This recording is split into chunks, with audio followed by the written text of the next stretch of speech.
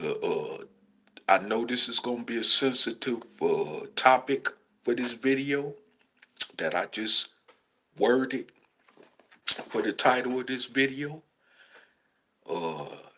Is death the best thing for humanity?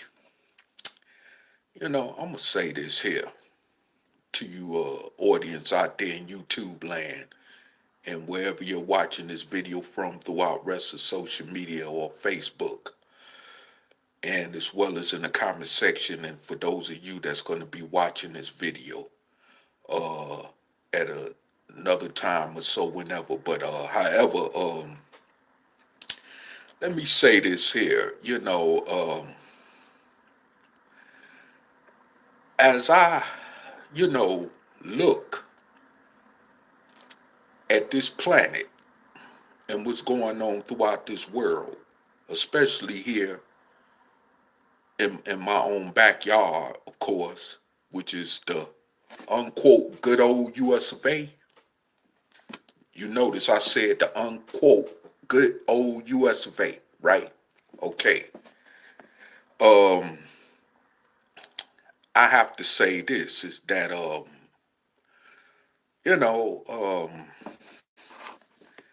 this planet right now is crazy. It's getting crazy every day. You got all this pollution, you got all this corruption going on, whether it's in politics, religion, or whether in the social atmosphere among humans everywhere, no matter what society all this is going on in, of course, including this one especially. Racism, you know, murder, violence, drugs, war, you know, and all this other stuff. And I mean, it's like in the economy, everywhere you look, not just here in the United States, but throughout the world, the economy is always shifting back and forth, or, where the poor is getting poorer, the rich is getting richer, as especially here in the United States, of course. I mean, and I mean, when you really think about it, is in fact, death from all this is actually worth it. Because I just want to say this, and I know those of you that's in religion, of course, is going to, rebuttal me or say some old silly stuff, oh, he sound crazy or this or that. Well, you know what? That's your prerogative if you feel that way. Okay. But I'm going to say this here, is that in the actuality of it, I would like to speak on a young man, well, young boy, rather. He was 3 years old, young dark-skinned little boy, dark-skinned descendant of a slave born in America. And he had recently just got killed on the expressway back in my hometown of Detroit, Michigan, just a few days ago this past week. Just over a senseless situation, very senseless, because the young boy's grandmother was driving the car while he was in the back seat, and she was honking her horn for the driver in front of her to move. He didn't move, and then when he finally moved, he took his slow time moving. So she went around him. He got an attitude about it. And what happened? Just because she went around him, he literally followed her. Started shooting in the car once he got beside the car, and shot the boy in the head. Now, mind you, this idiot, thank goodness he turned himself in, because he knew what the ramifications was going to be if, they had to catch him the hard way, and I'm going to tell you, far as I'm concerned, they should have shot him right on the spot, you know, bunker, peaceful, resolution far as turning yourself in, eye for eye, tooth for tooth. They should just went on and just executed him right on the spot. For real. You killed that little boy. All because his grandmother wanted to get around you so she could take her kid to go see Sesame Street live in downtown Detroit.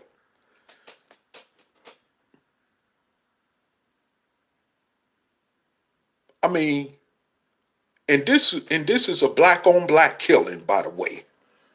Okay, so all this crap about, especially those of you in the pro-black conscious community, always saying that only the title devil could attribute to white people or Caucasian people, rather to say, as I prefer to call them. Let me tell you something. That word could attribute to any race on the face of this planet, okay? There's no race that's exempt from doing devilish, hideous type stuff. And that situation there, with a dark-skinned person killing another dark-skinned person, the way he did, in the manner that he did, was hideous. And, but the thing is, he's going to probably face, from my understanding, second-degree murder. And once he get to prison, I hope they give him the business. Far as that justice, I'm talking about that fatal ultimate justice. I hope they give him that justice. Once he step on that yard, he need to go on and get that justice brought to him. Simple as that. Because the courts probably ain't gonna give him enough time that's gonna be worth it, because you know how the system can feel about us killing each other is like the old narrative, one less nigga we got to worry about. But then this was a 3-year-old child, okay? This was not a nigga. He was a human being, and he was a 3-year-old child, okay? And like I said before, I hope they bring the justice to him. I hope them brothers in there, when he get off that bus and go in the general population, I hope they bring the business to him. Simple as that. Because that wasn't called for.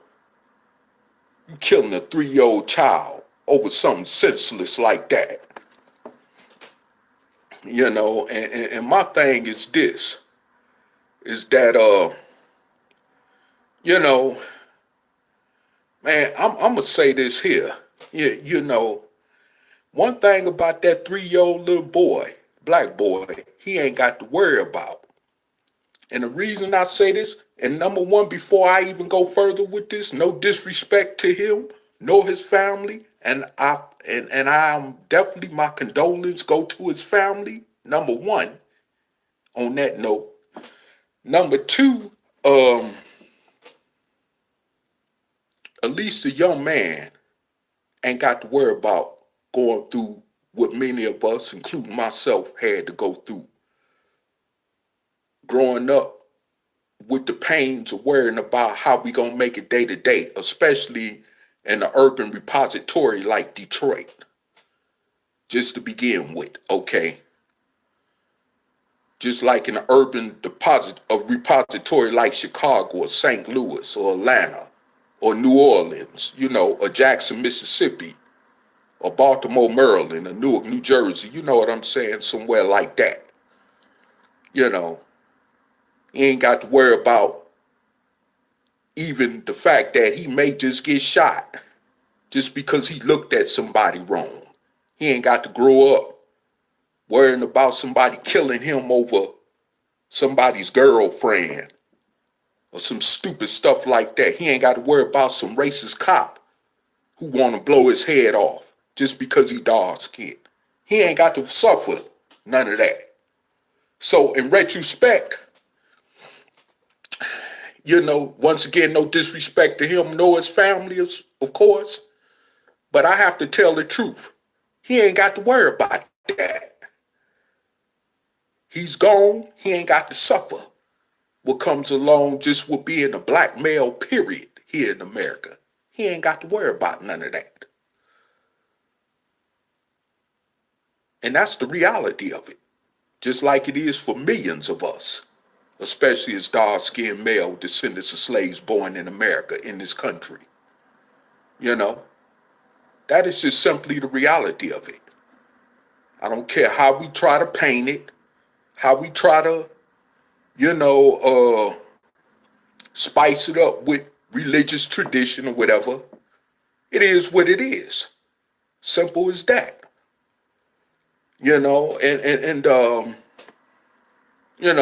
It's like this here. As far as that's concerned, I could say that also, that even in the case of any other race of people, just like I was watching this video yesterday on YouTube, and it was a Caucasian over in the country of Germany. Now, Germany is considered the most wealthiest country in the whole entire European Union, from my understanding. And, but just like here in America, you got people depending on food pantries for survival and other unnecessary edibles, due to poverty and not having and this and that. Well, this guy is 65 years old, and he was a welder. He's a retired welder over there, living barely off a pension. That could barely just cover, I guess, his room and board over there, okay?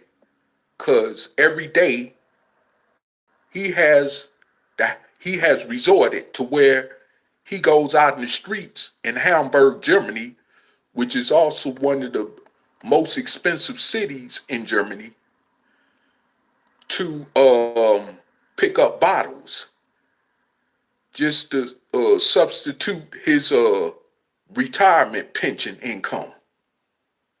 And that's crazy. A 65-year-old man with barely able to make it on a retirement pension, out there picking up bottles just to make it on ends meet. That don't make no sense at all, And you tell people that they need to be thankful that they can live to see that age, 65 or older, 70 or 80s or whatever. Let me say this. To be honest with you, I'm in my early 50s, but you know what? Hey, if I had to go right now or tomorrow, it really wouldn't matter to me. Because what would it be worth living a longevity life, even if till you 100 years old or whatever, and you still got to live through hell like that, not knowing where your next bread and butter gonna come from, where your next room and board gonna come from, if you gonna even have clothes on your back. This is the type of world we living in.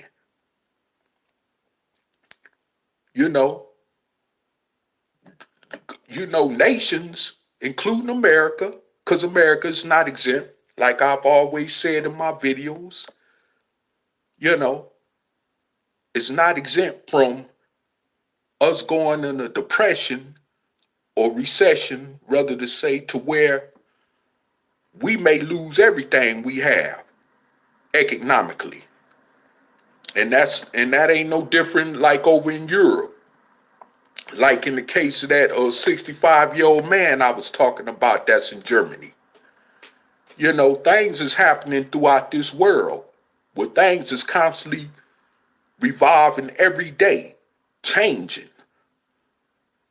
Whether you want to talk about economically, fiscally, or whatever, everything is changing.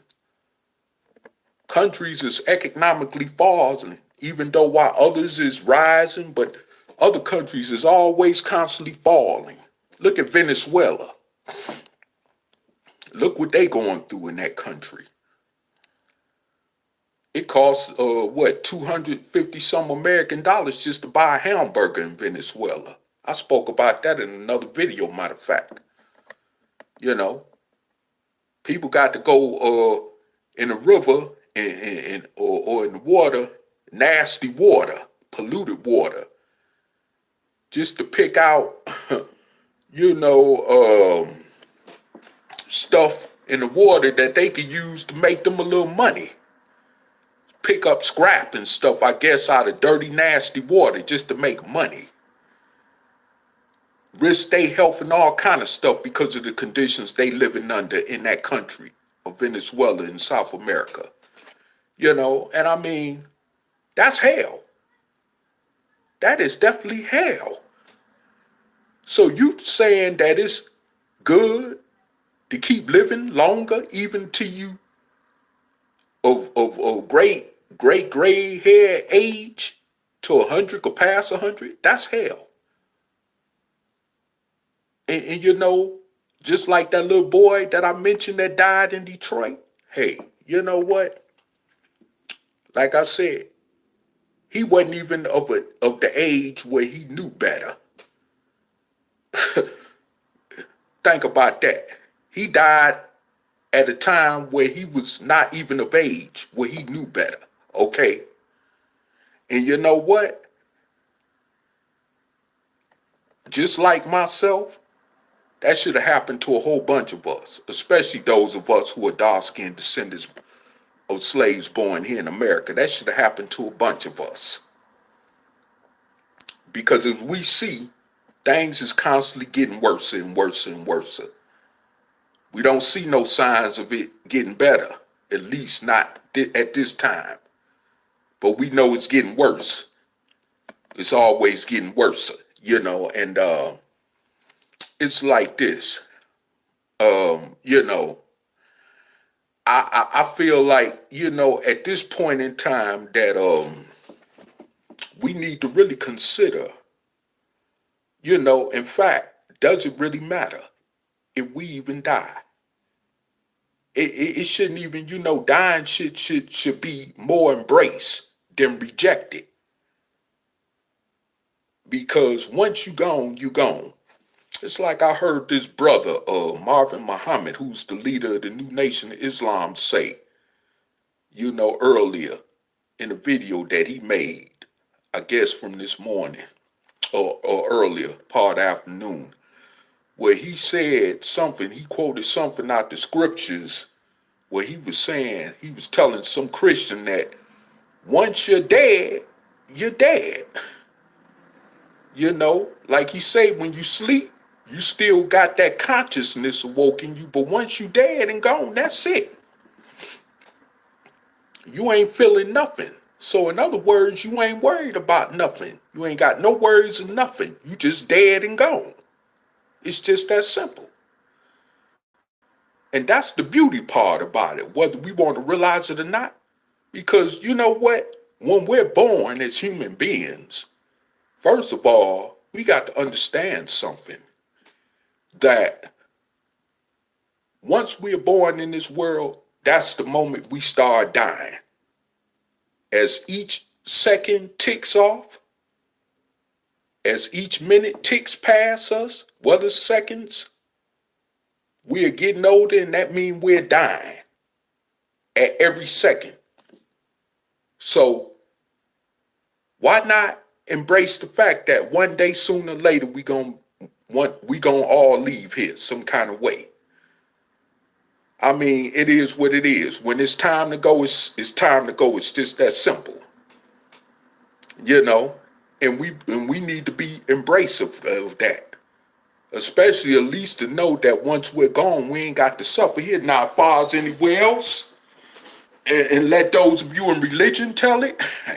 Hey, okay, that's your prerogative too. But I say this. I don't know about nowhere else.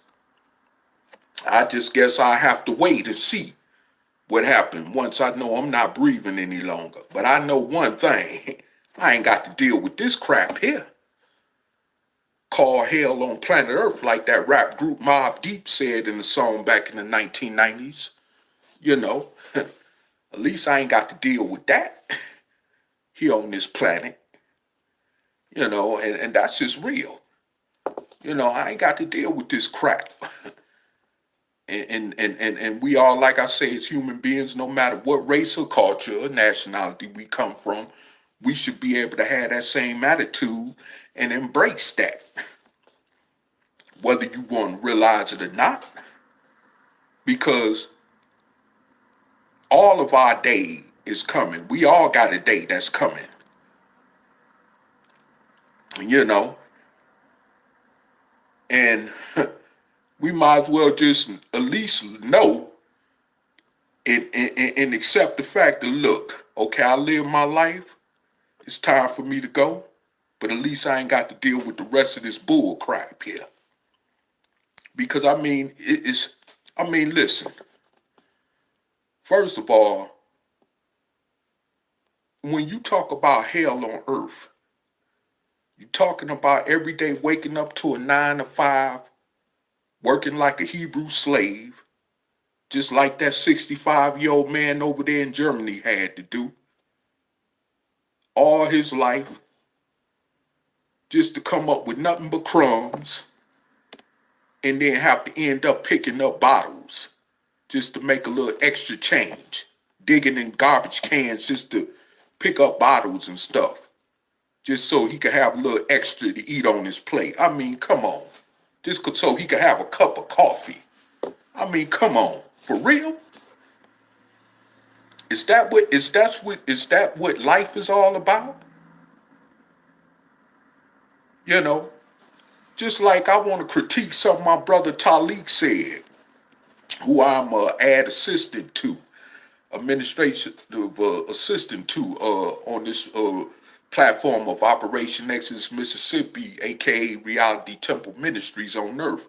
You know, basically like he be saying, you know, I mean, what's worth working all them hours, especially if you working double shifts or working one or more multiple jobs? You ain't even got time to spend with your family, let alone yourself. You know, that's not living. And it's not. I mean, there's nothing wrong with working, but it's only to a certain point that you work, and then at least have a chance to really enjoy life. And the way people working just to make a mere living, just to make mere ends meet, it's not living. That's slavery, basically. You know, and with all these corporations that's running and controlling stuff in this world, it's even making it more tighter, you know, for people to survive. So, I mean, like I said before, is it really best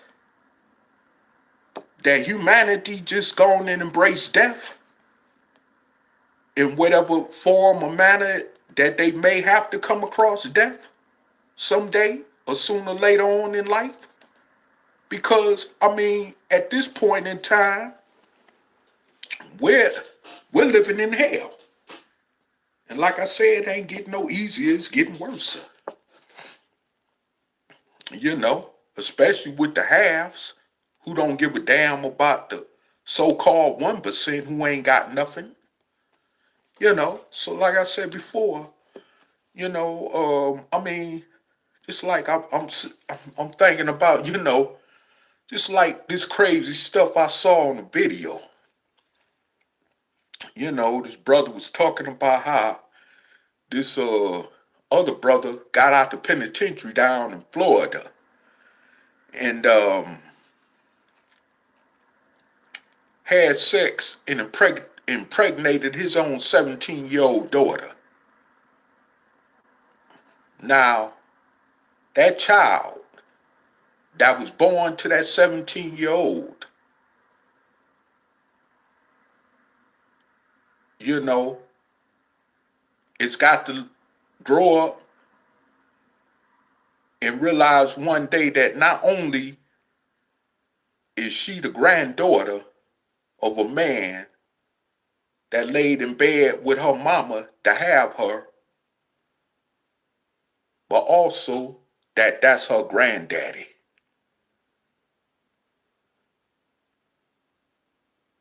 Not only that's her father, but that's her grandfather. And that's sick. You know, we always, once again, we always, like I talked about earlier in this video, we always want to restrict certain titles like devil or serpent when it comes to Caucasian people. But when you want to talk about cannibalism, insects, and stuff like that, we also have a tendency to restrict that to Caucasian people or one certain group of people. No, black people practice incest and cannibalism as well. Okay, that's a fact, known. And it's been going on 6 centuries prior to even the European Caucasian enslaving dark-skinned people, not only in this country but throughout the world. Okay, so don't tell me, or don't try to negate the fact that don't exist in every race, because it does. Okay, and you know, like I say, this man getting out of prison, and I mean, the way the brother described the situation with the relationship he was having with his daughter while he was in prison, the type of letters he would write her on Facebook and all that type of stuff, was, I mean, obvious that the man is sick. He's a sick individual, you know. But I mean, this is the type of world we living in. You know, coming in this world through default, under crazy circumstances, even like that, you know. I mean, like I've said before in the video, once and multiple times, I should have just been left alone. You know, when it came to my parents having me, I should have been left alone. And I'm pretty sure I'm not the only one that feels that way in this society or world. You know, and I definitely know I'm not alone on that note. And it's just real, you know. It's crazy. You know, who wants to live like that in a planet Earth? In a world like this, where you got to go through all this hell? You know, that wasn't the purpose for whoever or whatever created us. I'm sure they did not have that purpose for us. However we got here, from whatever source we got here from, I'm sure that wasn't their purpose for humanity, to go through the hell what we going through. You know. But like I say, let religion tell it. Let those in religion tell it. It's prophecy and all this other traditional crazy stuff. You know. But like I said before, at the end of the day, you know, we need to wake up and understand and realize that we have to be accountable and accept our actions as human beings, and accept also, like I said, one day that we all gonna leave here,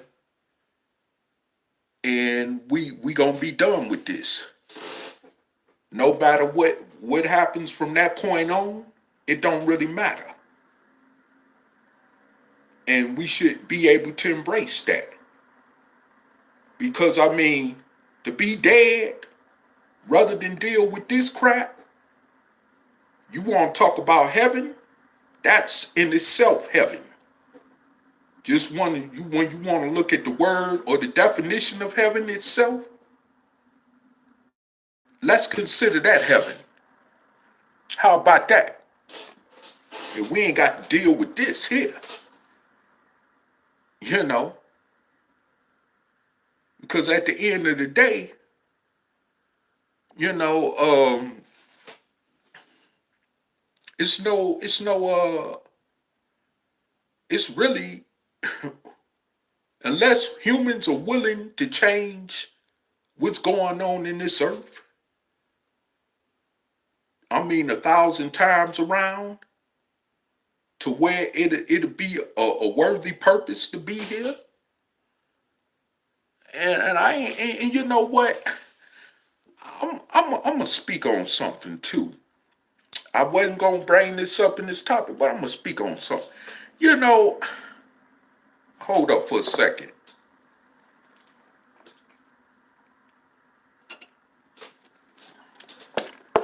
You know, I'm gonna say this here. You know, me being a dark-skinned brother, descendant of a slave born here in America, even in my early 50s as a middle-aged man, and many other people that's born in the late 1960s or around the 1960s and 70s, that's from my generation, you know. I'm gonna say this here. At the end of the day, I'm glad, you know, that, first of all, before I go there, let me say this.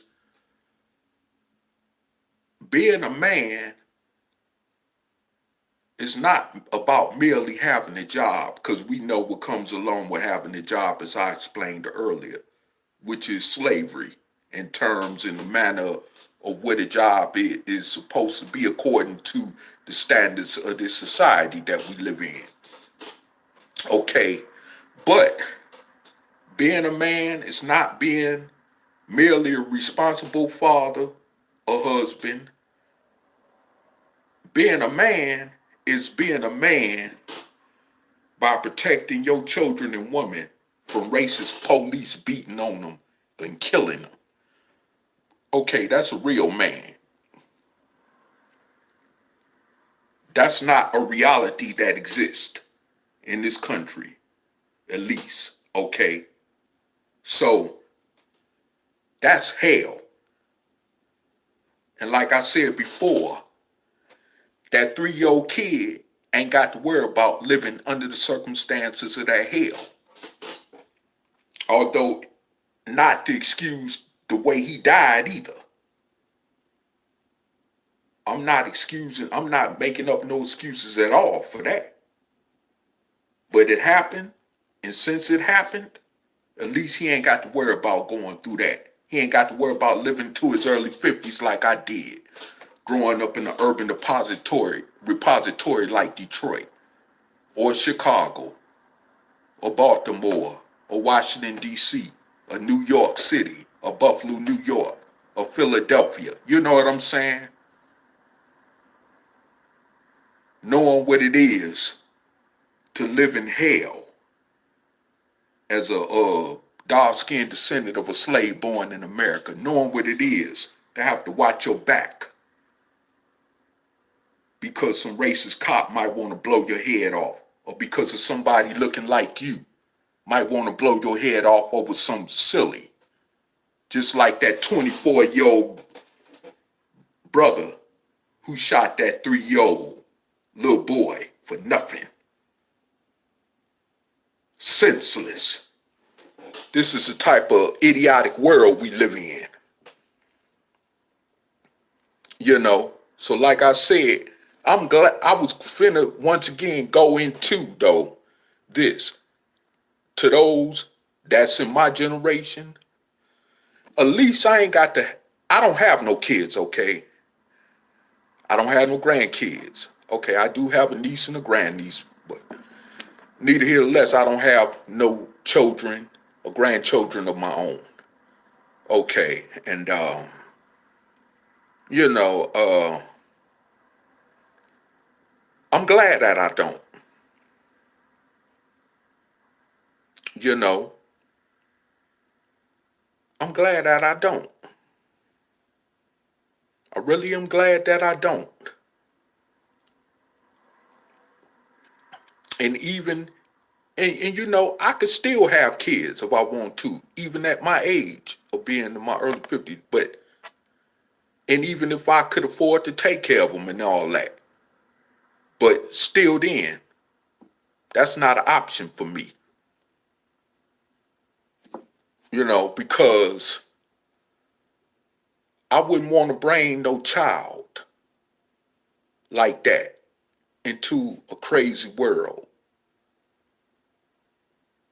in the state that this planet is in,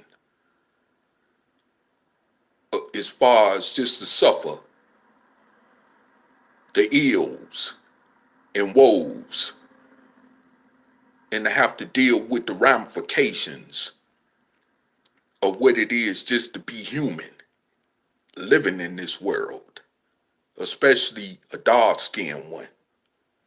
You know what I mean? With dark-skin pigmentation, you know, especially in a racist society like this, you know. So like I said before, the best thing I could have done in my life thus far is not bring another human being in this world, or at least help bring another one in this world. You know, I could say that that's the best thing I've done. And I repeat it again, that I could have done. One of the best things ever in my life is by not helping to bring another human being into this world of craziness and hellaciousness, you know, because it wouldn't be worth it. It wouldn't be worth the stress on me. Like I say, to deal with it, even if I could afford to deal with it, it wouldn't be worth it. It just wouldn't be worth it, period. You know, it wouldn't be worth it. You know, born to a dysfunctional family that already exists on top of that. Then have to deal with other dysfunctional members of society as they go throughout life, living, having to deal with possible unfortunate situations, especially because of the color of their skin and all this other crap. You know? No. And you know what? Whoever that son or daughter would have been to me, I bet you they somewhere right now thanking me. You know? Because I'm gonna say this here. And that's if they are. Because like I said, I don't believe in all that spookiness about heaven or coming from another life or another dimension in existence and all that other crap, or hell and all that. But let's say if it did exist, they probably somewhere thanking me. Okay. But like I said before, you know, you know, I just really want to just say that, man, it's crazy. You know, I mean, is it really worth, you know, being human, living in this life of existence and facing what we have to face every day, going through what we have to go through just to survive, just to live, just to be able to breathe. Just, you know, I mean, think about all this intoxicants and pollution that we got to breathe in our lungs, through our nose. You know, all this intoxicants and chemicals coming just even from cigarette smoke, secondhand smoke, even for those of us that don't smoke, that got to be effective health-wise, just to try to get through every day in this life. You know, I mean, we dying off anyway. So when you think about it, I mean, man, you know, is it really worth living? Is it really worth being here? Is it really, I mean, you know, So this is why I say those of us that have, all of us that have a day coming, in whichever way it may come, just embrace it. Just prepare yourself to embrace it. You know, we all got to just prepare ourselves to embrace it. And that includes me. You know, we got to embrace it. You know, simple as that. We have to embrace it, or, you know, it ain't no use in running away from it. Just like even for those of you that are Muslim, who go by a scriptural book called the Holy Quran, where it says, fear not death. That's basically the same thing, what it's saying. You know, you know, what's the need to be scared to death for? That's part of human nature. That's gonna happen.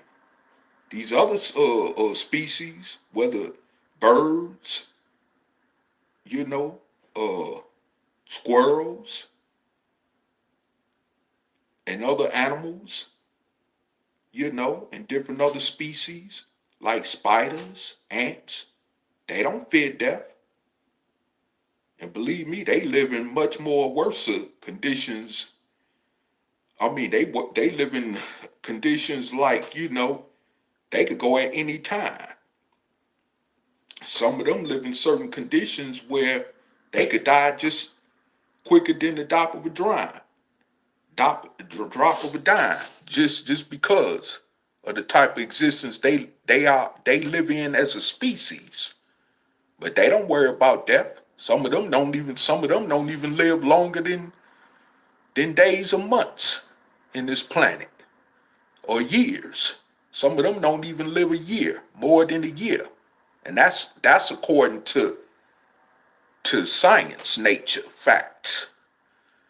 Some of them don't even live more than a year in this existence of life. But they do what they do to live the best way they can until they go. And that's that. And that applies to humans too. We ain't no different. Ain't nothing special about us. Like we supposed to be some type of divine people with some spirit and all this other crap. You know, even the Bible teaches you, once you gone, you gone. You know. So like I said before, at the end of the day, I mean, hey, you know, we're living in a situation right now where, I mean, it doesn't really matter if you die or not. That's the question. Does it really matter? You know, and before I close out, I'm gonna say this too. You know, who really cares? You know, if you know, one dies and don't have a funeral. You know, see, funerals is a man-made tradition. You know, for those of you especially that believe that came from some mystical god somewhere up in the sky or wherever, you know, this god may have came from or whatever. Man came up with that. That started with man-made cultural tradition. That's what started funerals, was man-made cultural traditions. And it's been going on for thousands upon thousands of years. Okay.